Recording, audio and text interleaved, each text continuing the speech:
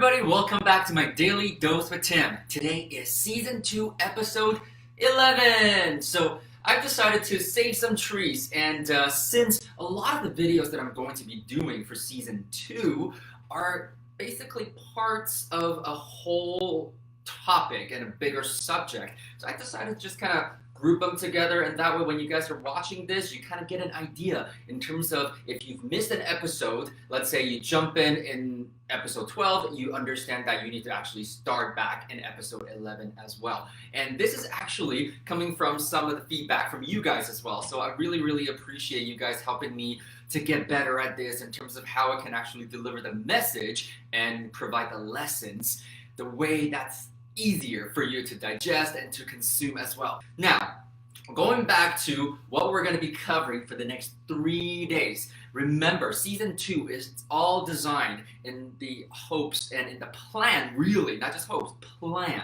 Because those who have a plan will find the ways to get there, okay? So it's all planned out and designed so that if you follow every episode and the steps and the homework more so that I'm giving you, you can actually get a full picture on how you can plan your way to financial freedom as well. So make sure you follow this closely. Now, I want to go into the very first strategy bucket. And as you guys already know from Season 1, we always talked about the circle of wealth or the wheel of wealth. Okay, the circle of wealth and the wheel of wealth basically states, and this is honestly funny enough, doesn't matter which country that you live in, chances are this is how your government authority decides on how you are taxed. So for those, my fellow Canadians, you know, that's basically how CRA assesses how they are going to reach into your personal earnings and decide how much that they can take based on the income streams that you've created for yourself. And so we leverage this circle of wealth concept, or sometimes I call it the wheel of wealth. Why? Because in last season, I basically described it as a wheel simply because of the fact that we want our financial situation to run smoothly. In order for it to run smoothly, we need this to be a rounded wheel as well. I'm not a good drawer, as you can see. We want this to be as well-rounded as we possibly can. The funny thing is, most of us have earned income, and if we're good with money and we're lucky, we may be saving, okay? A lot of us, we might be saving. However, what we're not doing really is investing properly, because when you invest properly, you would actually be able to create passive income as well.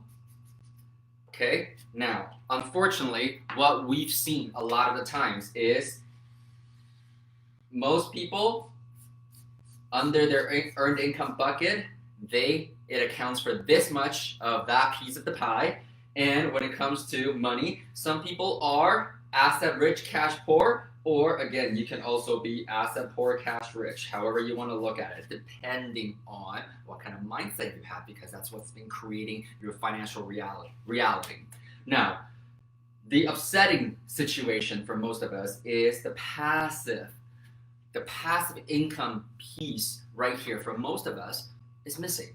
And so what that really means is, this is why so many of us go into the rat race. We just keep running, and it's always bumpy. It always feels like a grind because it's not running smoothly. So remember, we're not advocating the fact that having a job is a sucky situation, because a lot of us, honestly though, we went to school, we pursued our passion, and there is a certain level of expertise that we've learned and that we actually are happy about doing from a day-to-day perspective. It's just that so many of us are hung up on the fact that our job is the only source of income, not just only for ourselves, but also for our family. And what that really means is that you put yourself at risk. You become very vulnerable whenever there is a larger economic situation that is happening. And that is the funny thing about what is happening right now with COVID-19 and all, a global pandemic that's affecting economic situations globally. And you know what? Anybody that's watching this, either right now live or later on, if at any given point that you're thinking, oh my God, I cannot believe that it's the end of September of 2020 already, then you know time waits for no one. And this is why people get educated to learn how their money can work harder for them. Why? Because time is going to pass anyway. If you have the goals and the dreams and the desire to build a better financial security and better financial future for yourself, you gotta start now. Being passive does not serve anybody. Waiting for the right time to happen does not happen. Okay, so take it upon yourselves, make sure you follow along and really learn. And I thank a lot of you guys who have been telling me that I'm a lot more honest. I'm a lot more straightforward. Not that I was dishonest in season 1. I think I was very polite and I was very safe in the way I'm delivering some of these messages. And for some of you, you appreciated that. However, for a lot of you, you really like how straightforward I am with you. And all of a sudden, honestly, between season 1 and season 2, I took a break, as you know. And it really hit me because I have been coaching and mentoring people to financial freedom for 6+ years now. And I've never created good results by being polite, by being nice. Not that I'm being nasty with you, I just need to tell you what you need to hear and not what you want to hear anymore at this point. And so let's go back to this one right now, which is it's all about flip. And today is part 1 of why people would choose to go into doing flips as a strategy. And flip as a strategy, well, it falls under the earned income bucket. Oh my God, I think it might be a little too small now for everybody to see. So it's an earned income strategy, and I think I've actually named it that way in the episode. So hopefully there's no confusion there. This is definitely an earned income strategy. So a lot of the times, how we really look at earned income, forget about how the tax authorities view earned income. How we view earned income as entrepreneurs, as business people, as investors, simply is one very basic definition. And that is we are trading hours for dollars. We're trading hours for dollars because that's, after all, what a job, your jobs are doing for you, right? If you show up, you get paid. When you stop working, you do not get paid. And so within the circle of wealth, in every single income bucket, there are different strategies that can feed into it. And this is why some of you guys may have already had the experience of meeting professional, educated investors who basically say, yeah, I walked away from my job within 6 months, within a year, within 2 years, and all I did was I took the training and I decided that I'm going to take a blend of different strategies to complete my circle of wealth for myself, okay? Earned income, meaning you're trading hours for dollars. And what better to do than to flip? Now, the first thing I really want to share with you guys though is if you know this strategy from watching a lot of TV shows, I want you to basically toss out 99.99% of everything that you have learned from those TV shows. Why? Because TV shows are designed to entertain you, okay? There are a few ground rules that I want to lay down today because how the 3 parts are going to form while we're speaking about the flip strategies is we are going to today set some ground rules, which is episode 11. Tomorrow, episode 12, we're going to go into deal analysis. So we're going to talk about how you can make money leveraging the flip strategy and some of the considerations that you have to build in. Because remember, when you are getting trained, when you're getting educated on how to leverage real estate as a vehicle to make money, it is all about taking calculated risk. Because this is what we keep saying. Investing inherently has risk, regardless of what vehicle you choose to use. Now, that actually brings me to a point because some of you guys over the weekend got caught up with some of the videos that I did over the last couple of weeks already with season 2.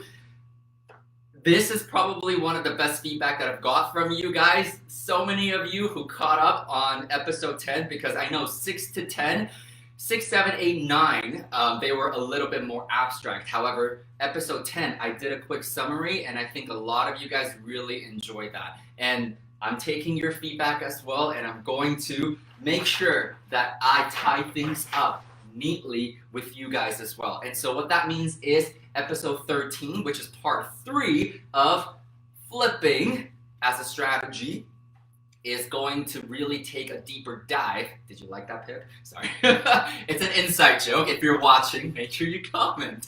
We're going to do a deep dive. However, really more importantly, it's to give you that summary, to give that full picture in terms of when, who, how, why you should incorporate flip into your main focus strategies when you are on your journey to achieve financial independence or financial freedom. So, laying down some ground rules right now. Number one, like I said, forget about everything, well, 99.9% of what you've learned from watching TV shows, because most of them, they don't really give you the meats and the potatoes, right? It's designed to keep your attention. It's designed to entertain you. So while you can get some basic concepts out there, the first thing you need to remember, okay, a flip deal. What we usually look for is 8 weeks long. 8 weeks long. Why is it 8 weeks long? Simply because that is really how much time to get the amount of work that you want done. Meaning, we are going into mostly cosmetic fixes. I know some of you guys have learned a phrase called putting makeup on a pig. See, I don't like to say that. However, I know it's very, very easy for people to picture that. The idea is hopefully you're not buying a property that is not so good, and pigs are incredibly intelligent animals. So the point is, you still gotta find a property that has very, very solid structure, and all you're doing really is doing the cosmetic fixes and the upgrades. So most commonly, these items are fresh coats of paint inside and out, and depending on what else you gotta be doing, maybe minor fixes and replacements in the bathrooms, as well as the kitchen, and also the exterior as well. And if you want to go back into the interior, depending once again on how far you gotta go, sometimes it's those doorknobs or cabinet. The knobs on the cabinetry, as well as maybe refacing the cabinets instead of having to completely replace them, and flooring, baseboards, lighting fixtures, that kind of stuff. So a lot of times these things can actually be done within 8 weeks, because we're not exactly breaking down walls and reshuffling support beams and none of that stuff. So this can actually be done in 8 weeks. However, please do not mistake it as this is the entire length of your full project. Why? Because you still, regardless which market that you are in, buyer's market, seller's market, doesn't matter. You still gotta account for your entire buying process, okay? So again, from a timeline perspective, you need to remember there is a portion where we call it the acquisition timeline. And then what you will do is once you make the offer, you're going to be going into the due diligence phase. And then after you do the due diligence phase, and actually later this week, we're gonna go into wholesale and assignment as well. So I'm gonna elaborate a little bit more on this entire process, okay? So you're gonna go into the due diligence phase. And then once you actually remove conditions and take possession of the property, that's when work can actually start. Now, I believe that I mentioned something about tenancy at will last season as well, and that is something that you can potentially incorporate into this whole process. However, let's just say acquisition process has already been done, then you take possession of the property, and this is when your rehab work, your reno begins, okay? And once the reno is done, you need to make sure that you actually clean it up as well, and then you go into the listing phase. And once you go into listing phase, you might go into the negotiation phase as well. So it's very, very common that whenever there is a potential flip opportunity coming up, most of us would actually at least double or triple the timeline just to accommodate all of this. So if you take 8 weeks as the middle of this entire timeline here, and then if you just want to add another 8 weeks, I know it probably won't take 8 weeks, especially in certain market. However, let's just, for argument's sake, so that it's easy math for everybody, and then listing and negotiating, and then possession. Because even after you've gone through the negotiation process with the potential buyer or with an actual end buyer, sometimes they may not want to take possession that quickly. The whole idea is tomorrow you will see, as we go through the deal analysis portion, is how we actually budget the holding costs as a result as well. Okay, so I want to make sure that you guys understand 8 weeks for the actual work itself. However, I would usually budget, okay, 4 to 6 months as a full package deal. So let's just lay some ground rules there. Number 1, okay. Number 2, before you get into it, before you get into any opportunities, you definitely want to make sure that you do the 40 to 70% rule. So what do I mean by that? The 40 to 70% rule simply states that whatever the current market analysis, the current fair market value is for that property that you can potentially bring it to, you want to buy it at 40 to 70 cents on the dollar. So let's just say, for example, if the potential after repair value, which usually indicates fair market value, is $1 million. Depends on the market that you're in. I'm just going to use $1 million right now, okay? Because it can be 200,000, it could be 500,000, it could be $1 million. The whole point is, if we work from a percentage perspective, usually it is applicable across markets as well. So let's just say the after repair value, ARV, is $1 million. If you need to find a property that you can pick up right now in order for you to flip properly and keep yourself safe and make some money in the process, you would ideally want to have a current purchase price of $400,000 to $700,000. Okay? And that being said though, how do you really determine which one actually works? Because let's just put it this way, apples to apples. If you got 2 properties that could be having the same ARV of $1 million, okay? And they both need, let's say, $150,000 worth of work. You pick one up at 70 cents on a dollar, and you pick the other one up at, say, 50 cents on a dollar. Not 40, 50 cents on a dollar. Okay, which one would give you more margin? Well, that makes it very easy to answer, doesn't it? And sometimes it's as simple as that. However, for a lot of you guys that have been following me, you understand we have a formula here, not just mine, but we put it out there as all part of Trust Your Talents curriculum and training, is the whole, we figure out your vision, your why, the life that you want to see, that you deserve. We break it down into a financial goal for you, and let your financial goal determine the strategies that you need to implement to get you there as quickly as we possibly can.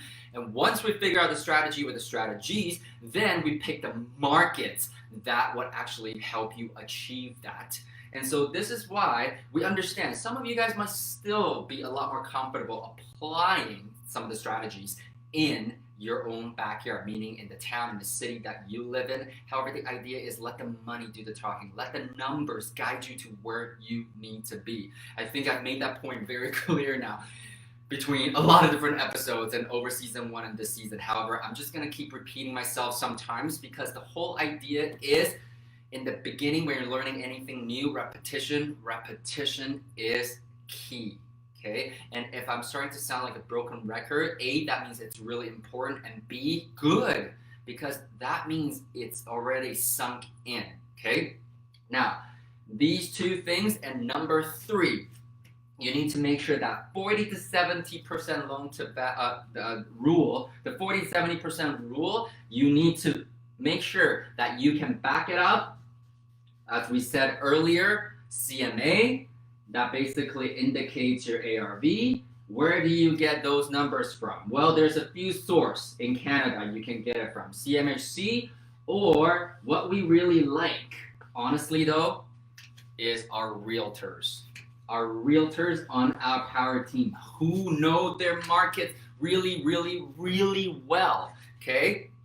The government numbers, a lot of times, in my opinion, are way too generalized. So you definitely want somebody that's local, and this is a big part of why you need to build a power team as well. Remember, they're there to advise you, they're there to provide you information. At the end of the day, you need to be fully responsible for securing your financial future, okay? So that way, whether or not the market is going up, down, or sideways, you're always able to make money and stay safe.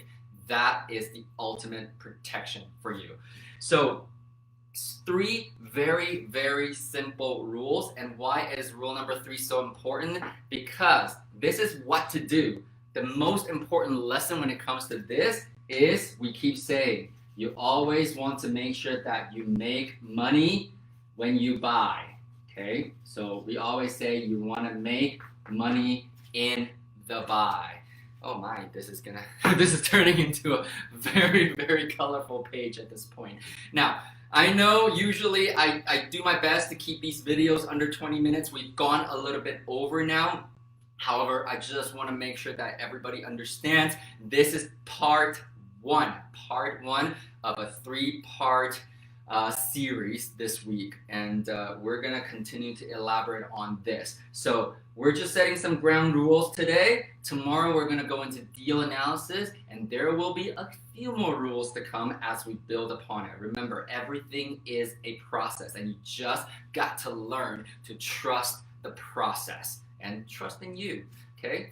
Now, thank you so much for joining me today. I know the first couple of weeks I wasn't actually doing these during the day, and so I know a lot of you guys had a lot of questions for me afterwards, so I'm gonna do my best now to lock it down. This whole week, I'm going to be going live at 3 o'clock or prior to, as you guys can see, it's a little bit earlier today, 3 o'clock Mountain Standard Time. So that means 5 o'clock Eastern and 2 o'clock Pacific Time. And for those of you out there watching from Europe, from Asia, from other parts of the world, I don't know what the time zone will be. However, I thank you so much for your engagement, for your comments, for your likes, and especially for your shares. Please continue to share the content that you think is going to elevate those around you and their knowledge, okay? This is why I do this, and I'm super pumped that you guys have been with me for,